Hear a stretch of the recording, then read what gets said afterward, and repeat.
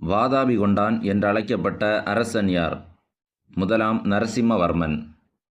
திருமாவளவன் என்றழைக்கப்பட்ட அரசன் யார்? கரிகாலச் சோழன். அமிர்தகதா என்றழைக்கப்பட்ட அரசன் யார்? பிந்துசாரர். மாமல்லன் என்றழைக்கப்பட்ட அரசன் யார்? முதலாம் நரசிம்மவர்மன்.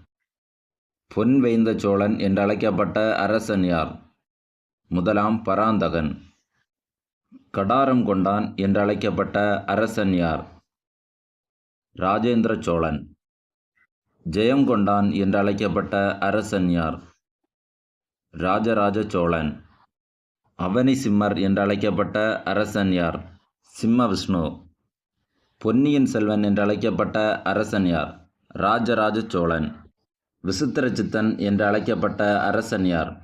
முதலாம் மகேந்திரவர்மன்.